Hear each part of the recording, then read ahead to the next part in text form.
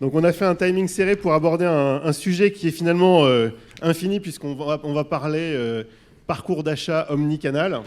Et là, ce qui est intéressant, c'est qu'on a autour de la table un panel d'experts qui viennent de 3 secteurs très très différents, où les enjeux du parcours d'achat sont évidemment, n'ont rien à voir entre la Fnac, PSA l'automobile et le luxe avec L'Oréal.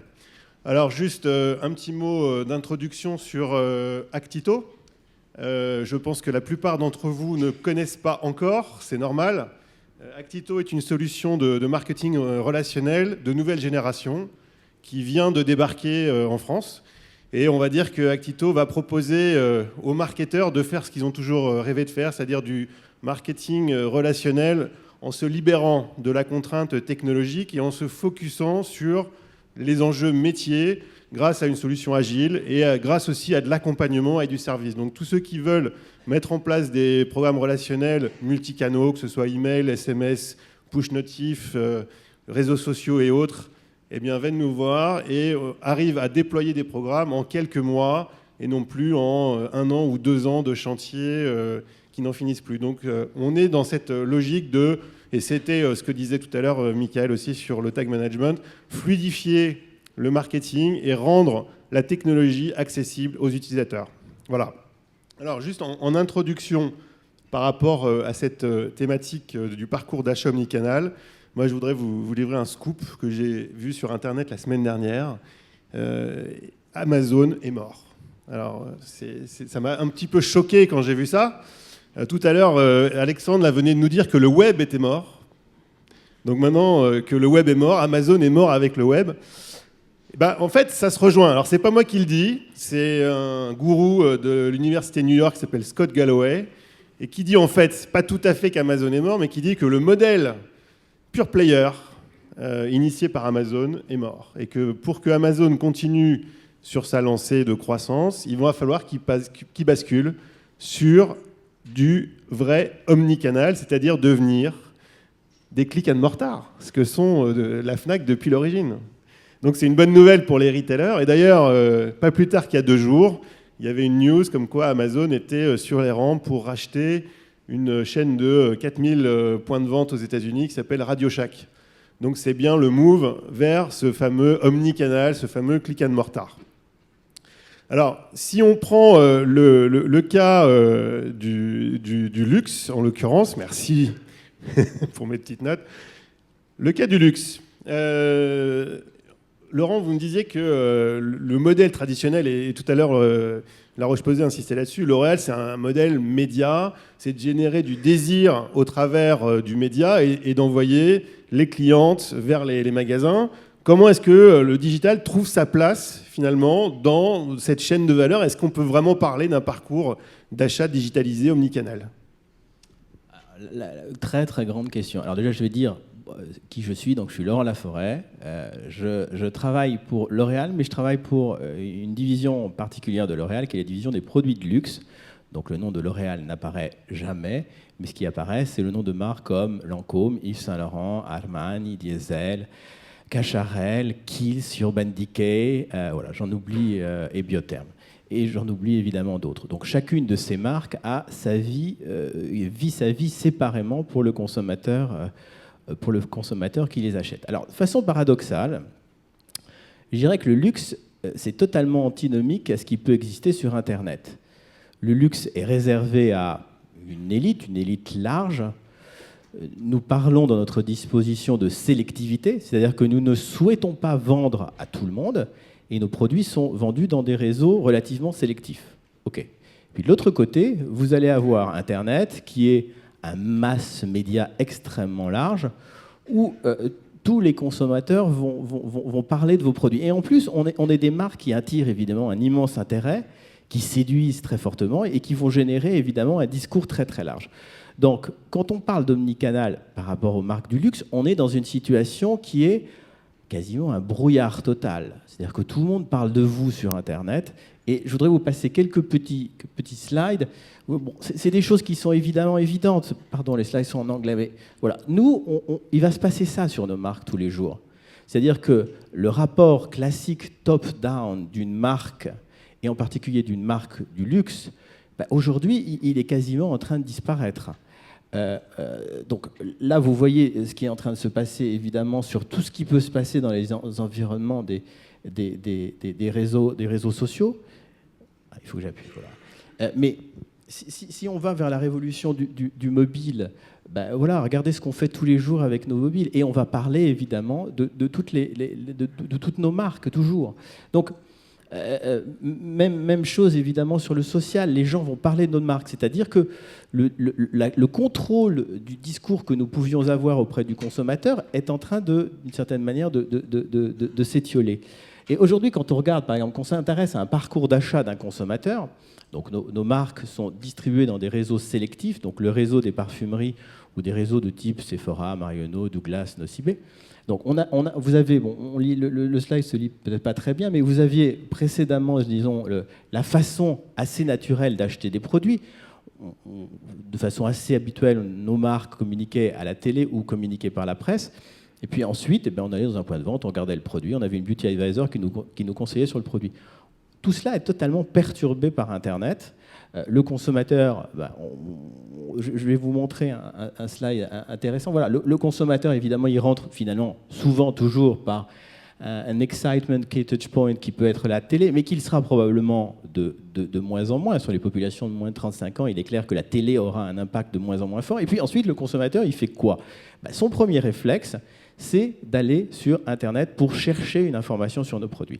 Et la problématique qui se pose à nous à partir de ce moment-là, c'est que nous ne contrôlons plus le discours. C'est-à-dire que vous avez une infinité de discours qui vont exister sur Internet et qui vont faire que le consommateur, d'une certaine manière, échappe au discours de la marque. Donc il va aller évidemment sur Google, première porte d'entrée.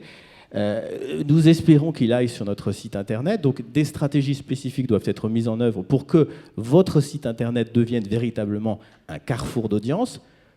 Est-ce que la bataille est déjà perdue ? Je ne sais pas, mais je pose la question. Est-ce que la bataille est déjà perdue ? Je ne sais pas.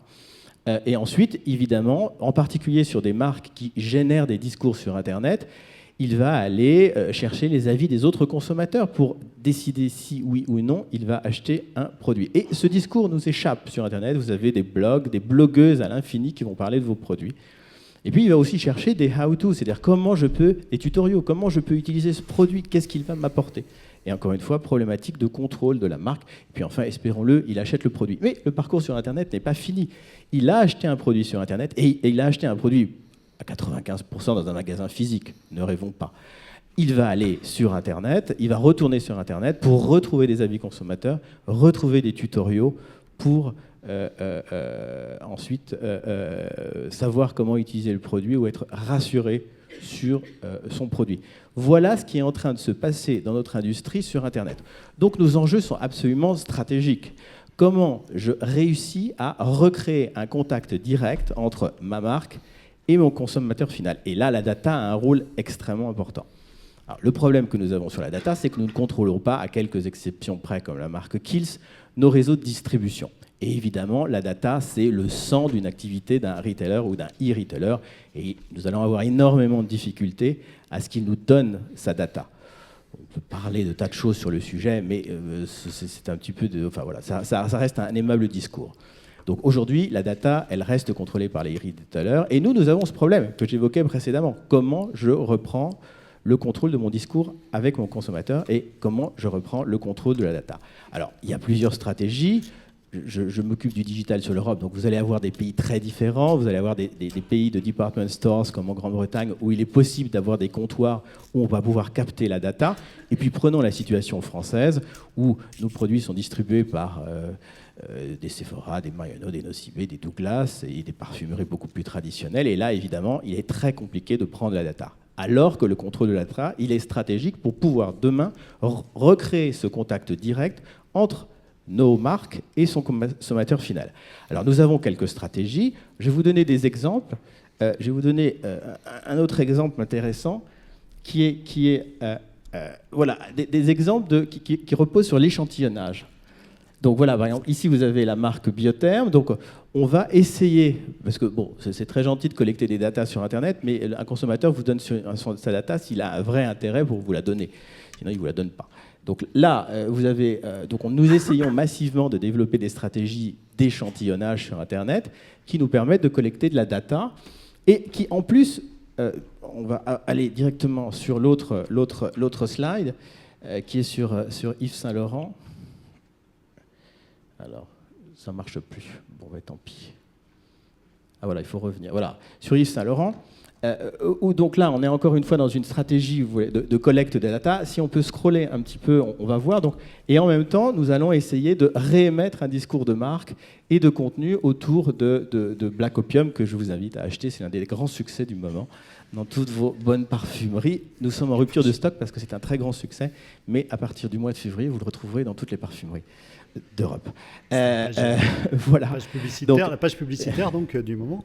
Donc voilà ce sujet. Comment prendre le contrôle de la data? Je vous évoque que le sujet des échantillonnages. Évidemment, il y a des sujets, il y a énormément d'autres stratégies, mais attention, cette stratégie d'acquisition de la data, elle ne sera que nôtre, elle ne proviendra pas d'acteurs tiers. Donc maintenant, après le luxe, on va parler automobile avec Frédéric de PSA. On sait que dans l'automobile, il y a un parcours d'achat qui est de longue date omnicanal, puisque, je ne sais pas, 90%, peut-être 99% des gens vont se renseigner sur Internet avant d'acheter un véhicule. On a l'impression quand même qu'on pourrait aller encore un peu plus loin dans la relation entre le client et son véhicule, voire même repenser fondamentalement la mission de la marque grâce au développement typiquement du peer-to-peer ou ce genre de choses. Comment est-ce que chez PSA, vous envisagez d'utiliser le digital dans le futur pour enrichir les points de contact entre vos produits, vos services et vos clients? Alors tout d'abord, je vais vous rassurer, ça n'est pas un surhomme qui est arrivé sur la scène. On dit Frédéric Lecroix, Head of Digital de PSA. Il faut d'abord que vous sachiez que le digital chez PSA, c'est un travail collectif. Je n'ai pas la prétention d'assumer tout le digital pour l'ensemble des marques du groupe, pour l'ensemble des directions métiers de l'industrie automobile chez PSA Citroën. Donc je suis modestement dans un rôle de responsable du digital au sein de la DSI, donc ça vous donnera sûrement un prisme un peu particulier. Je ne suis pas dans une lutte entre le marketing, le DSI, comme je l'ai vu tout à l'heure. C'est un peu le clin d'œil provoque. Et depuis quelques jours, je ne suis pas très à l'aise sur la question. Et en fait, ce qui me met à l'aise, c'est l'introduction de Marc quand il nous annonce la mort d'Amazon. Alors, je ne suis pas en reste, j'ai également un scoop pour vous. Moi, je vous annonce la mort du parcours. Et ce qui ne me rend pas à l'aise depuis quelques jours, et puis même depuis ce matin, vous me mettez de plus en plus mal à l'aise, parce que le monde qu'on décrit, l'expérience, les travaux qu'on mène tous ensemble, et heureusement il y a les tables rondes et les discussions, me confortent dans cette idée qu'il n'y a plus de parcours. Le parcours est mort. Alors, j'ai une preuve, je vous l'ai ramenée, c'est la diapositive d'après. Alors, c'est pas celle-ci, là c'était un peu de publicité. Donc je suis bien entouré, je suis adhérent de la FNAC et consommateur de produits des marques. J'ose espérer que vous roulez en Peugeot, en Citroën et en DS. C'est moins sûr en fait, mais bon, ok. Mais je pense qu'après mon intervention, ce sera une certitude. Voilà, c'est ça. Alors, pourquoi je vous dis que je ne suis pas à l'aise avec un parcours?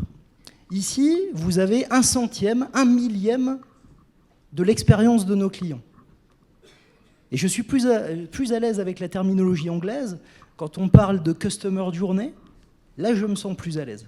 Quand on parle de parcours, j'ai l'impression qu'on met des gens dans des tunnels, des funnels, qu'on met des gens dans des tiroirs, dans des boîtes, et qu'on a une machine machiavélique pour arriver au bout du bout à vendre des choses.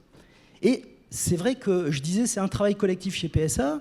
Nous avons la chance de mener ce travail ensemble, dans un très bon esprit, avec les marques, avec les gens du marketing. Moi, je suis de formation ingénieur, donc je suis à l'aise dans ce monde-là, parce qu'on mène ce travail collectif avec les gens du marketing. Et en plus, je suis doublement à l'aise, parce que la responsabilité dans les marques est assurée par des femmes. Donc nous avons des femmes de talent, des femmes brillantes, et on arrive à travailler intelligemment. Là, je vous mets 1/100, 1/1000 de l'expérience client. On pourrait faire l'exercice ensemble dans vos entreprises, dans vos business. Comment vous traduiriez cette expérience client? Ça n'est qu'1/1000 de la réalité. Et je vous mets au défi de me tracer un chemin. Alors peut-être vous allez me tracer un chemin, et c'est ce que j'essaye aussi avec nos équipes, et on trace des satellites, des courbes, etc. Et en fait, on ne voit pas ce parcours. Par contre, ce qu'on voit, c'est des attentes très fortes, des vecteurs d'attente. J'ai bien aimé également l'introduction, on est un peu collègues dans l'industrie automobile d'une autre marque que je ne citerai pas, mais je me reconnais dans cette industrie automobile. Chaque fois qu'on a fait des benchmarking avec d'autres entreprises, au début je suis très content parce qu'on se retrouve sur les mêmes problématiques, et après je repars chez moi un peu déçu parce que je me dis mince, alors moi j'ai les problèmes qu'il a lui, plus bien d'autres. Et en fait, chaque fois que je vais voir quelqu'un, j'additionne les problèmes. Nous avons un produit qui est complexe. Il y a du réglementaire, de l'ingénierie, du légal. Et nous pilotons un objet. Et vous savez ce qui se passe au monde des objets. Donc l'IoT. Vous savez que le monde des objets, il devient communicant. Eh bien, nous y avons droit aussi. La voiture est communicante. Donc aujourd'hui, le défi que nous avons à relever, c'est bien comment maîtriser cette expérience. Alors on dit expérience de marque, expérience client, expérience produit, plein de terminologies, mais on a bien de l'humain. Et comment on fait pour maîtriser ça? Alors j'entendais tout à l'heure qu'il y avait des moments magiques, alors nous on dit des moments de vérité, des moments forts, mais tout ça c'est de l'humain, c'est de la vie, c'est des choses, des attentes très fortes. Et quand on les déçoit, on en paye le prix. Et quand on raisonne avec ces attentes, quand on est bon, quand on est pertinent, et bien là c'est un énorme succès. Alors, on vit une période assez incroyable, et moi, je vous donnerai 2 secrets. Et si vous voulez que ça ne sorte pas de la salle, on va essayer de garder un secret à autant de personnes. 2 secrets sur lesquels on travaille. Le premier secret, c'est la user experience. Et quand je dis user experience, c'est s'intéresser pour de vrai aux individus. C'est mettre l'humain, l'individu, au centre même de notre stratégie digitale. Et je vais vous donner un petit secret. On parlait tout à l'heure d'applications mobiles. Je me reconnais dans ce monde où l'Internet, le web baisse. Et je me reconnais dans le monde où les apps prennent un rôle important. Là où j'étais pas tout à fait d'accord, c'était les mises à jour, etc. Quand on fait un petit tour en Chine, on s'aperçoit que les apps mobiles sont plus tout à fait les mêmes, qu'on a des notions de light apps. Quand vous avez un dispositif comme WeChat, WeChat est devenu véritablement l'OS de votre smartphone. C'est pas une application WeChat. En Chine, c'est un OS. Et dedans, vous avez des moyens de paiement, des lecteurs, des petites caméras, des reconnaissances de visuels. Vous avez énormément de fonctionnalités qu'a développé Tencent. Donc là aussi, il y a beaucoup de choses à apprendre. Donc moi, le premier secret, c'est la user experience. Et la user experience pour les nuls, c'est regardons dans nos entreprises comment nous traitons cette user experience. Regardons comment un verbatim sur Google Play ou l'Apple Store sur une de nos applications mobiles dans notre entreprise, regardons comment on traite ce verbatim. Regardons si ce verbatim a traversé toute l'entreprise, a fait l'objet d'outils, de data analyst, scientist, marketing, etc., a fait l'objet d'une préoccupation dans toute l'entreprise pour réenchanter ou travailler. Et quand vous prenez un verbatim, c'est une vraie mine d'or sur une application mobile. Pour une fois, il y a de l'information gratuite. Ça ne durera peut-être pas, mais quand vous utilisez ce verbatim, vous pouvez à la fois progresser dans l'expérience parce que la personne vous dit des choses et même vous propose des services en disant vous avez lancé Link My Peugeot, Link My Citroën, super, 4 étoiles, c'est dommage, j'aurais bien aimé voir ça. Bon. Ça, c'est une mine d'or pour nous. Donc voilà quelques illustrations pour nous du secret, la user experience. Et comme je parle beaucoup trop, je donne juste mon deuxième secret. J'illustrerai peut-être tout à l'heure. C'est les lieux. Il faut se réintéresser aux lieux. Nous avons des lieux physiques. Ces lieux doivent être transformés.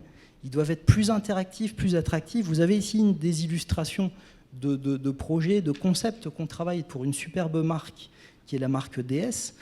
Et là encore, on a un travail énorme à faire sur les lieux physiques. Et j'aime bien donc cette introduction, click and mortar. On va se réconcilier avec le physique, la vraie vie et l'humain. Merci. Eh ben, c'est une super transition avec la FNAC. On dirait que ça a été programmé d'avance. Radi, c'est vrai que quand on parle de parcours d'achat omnicanal, la FNAC est vraiment en très bonne place et historique. D'ailleurs, quand on regarde Médiamétrie, vous êtes le premier commerçant de France, click and mortar, en termes d'audience web. Est-ce que vous pouvez partager quelques chiffres pour illustrer concrètement ce que ça veut dire pour la FNAC dans les chiffres d'affaires, par exemple, que vous avez constaté, que vous pouvez partager avec l'audience aujourd'hui? Oui, tout à fait. Donc moi, je vois qu'il y a une vraie tendance là, qui se dégage ce matin, mais je ne vais pas pouvoir vous annoncer de mort de quoi que ce soit. Je vais juste vous parler de la naissance de nos parcours omnicanaux à la FNAC. On a une chance formidable, c'est qu'on a 3,5 millions d'adhérents qui passent leur carte en caisse systématiquement aujourd'hui et qui te permettent de retracer un certain nombre d'achats qui s'effectuent en magasin. Et grâce aux datas qu'on collecte sur le web et à ces datas fournies par nos adhérents, on calcule un certain nombre d'indicateurs tout au long du processus d'achat de nos clients à la Fnac.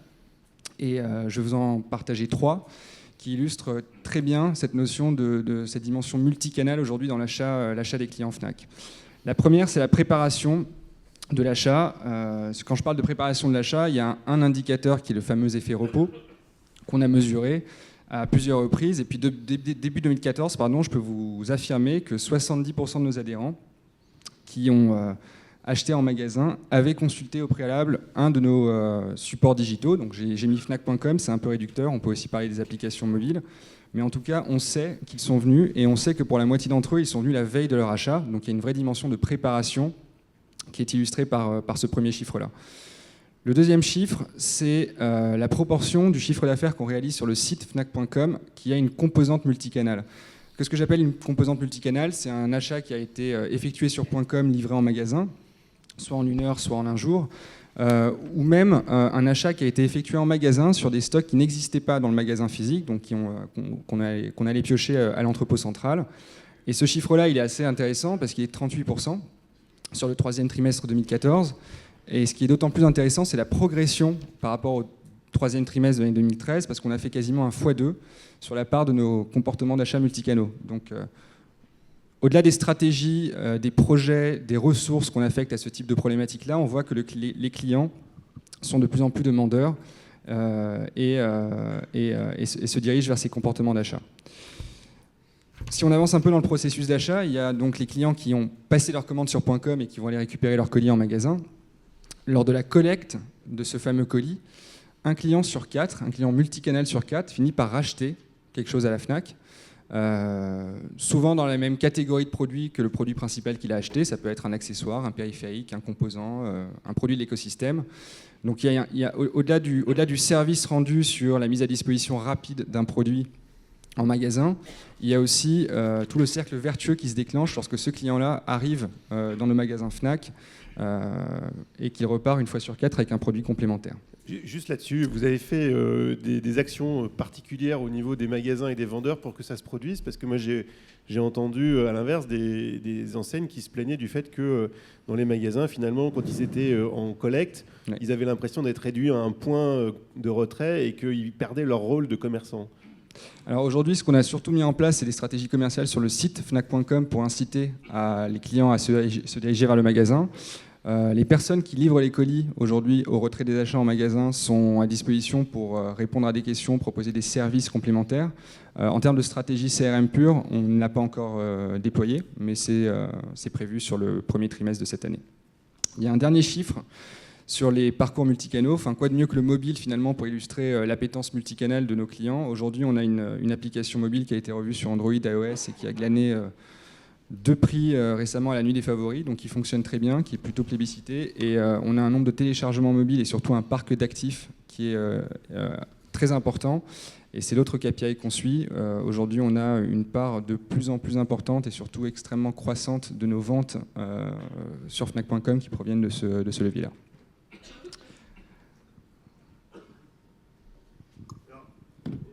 Juste finir, parce qu'il nous reste malheureusement plus beaucoup de temps, donc on est obligé d'accélérer un peu par rapport au programme. Il y a un enjeu fondamental dans la data. Laurent disait tout à l'heure que la data était au cœur de la stratégie L'Oréal. Évidemment, vous avez une data colossale chez Fnac. Je me rappelle d'un temps encore pas si lointain où quand on achetait en magasin et quand on achetait sur le web, on était considérés comme 2 clients différents et on n'arrivait jamais à réconcilier ses achats et à avoir un historique unique. Je crois que ça y est, maintenant ça a été mis en place. Quelles ont été les actions que vous avez mises en place pour unifier cette vue client et disposer enfin d'une donnée client multicanal? Ça a été mis en place, Marc, depuis 2011 et dans les faits, il y a eu un énorme travail de fond pour approcher justement et dédupliquer ces bases magasins des bases .com. Aujourd'hui, on dispose d'une base qu'on appelle en interne le RCU, donc le référentiel client unique, qui tourne, qui est régulièrement alimenté, enrichi depuis cette période-là. Dernière source intégrée et qui vient enrichir le RCU, c'est justement toute la donnée mobile qu'on a réintégrée fin 2014. Et ça nous a permis énormément de choses. Optimiser nos dispositifs de marketing, optimiser nos campagnes, augmenter notre connaissance client et travailler notre base adhérente, notamment, beaucoup mieux que ce qu'on faisait avant. On a 3 axes de travail en 2015 qui sont plutôt de l'ordre du test, mais des choses qu'on a vraiment envie sur lesquelles on a vraiment envie d'avancer. Donc là, en collaboration avec mes collègues de l'acquisition et de la génération de trafic, on est en train de travailler sur le rapprochement des bases CRM et trafic. Donc on en a beaucoup parlé avant, dans des logiques d'optimisation, d'homogénéisation des messages, de personnalisation des parcours. Donc ça, c'est le premier point. Le deuxième point, c'est un point qui a plutôt attrait au magasin. Donc on va lancer début mars des tests sur 5 magasins en France, des tests de géofencing et de personnalisation des parcours à l'intérieur des magasins. Donc là, on s'appuie sur différentes technologies, le Wi-Fi, le Bluetooth et les ultrasons. Et on va tester avec des partenaires différents les possibilités justement de contextualiser, personnaliser cette expérience-là dans la continuité de l'expérience .com. Et puis il y a un troisième et dernier projet, qui est le troisième axe de travail pour cette année, c'est que finalement toute cette donnée qu'on exploite beaucoup sur nos leviers digitaux, nos leviers d'acquisition, nos leviers CRM, elle pourrait servir à nos vendeurs en point de vente. Je le disais tout à l'heure, 70% des achats magasins sont préparés sur .com. Donc si on arrivait ne serait-ce qu'à transmettre la donnée de navigation à nos vendeurs, ils seraient beaucoup mieux préparés pour répondre à nos clients. Et à contrario, récupérer grâce à ces vendeurs, des indications supplémentaires qui pourraient venir enrichir nos bases de données. Ok, super. Merci beaucoup. Donc, on va conclure rapidement. Merci pour vos applaudissements. Le panel appréciera. Juste une reco par rapport à ces problématiques omnicanal et data notamment. Ça peut vite devenir des énormes chantiers, usines à gaz où tout le monde se perd. Donc notre reco, c'est d'y aller progressivement et d'être pragmatique en utilisant des projets pilotes, des cas d'usage concrets sur lesquels vous allez rapprocher par exemple un parcours magasin avec un parcours web sans chercher forcément à avoir l'exhaustivité de la donnée, mais déjà prouver par un cas d'usage concret et un projet pilote que ça fonctionne. Et ensuite, on peut aller vers des projets beaucoup plus ambitieux. Voilà, merci. Bon appétit. Merci beaucoup. Ah, c'est pas tout de suite le déjeuner malheureusement.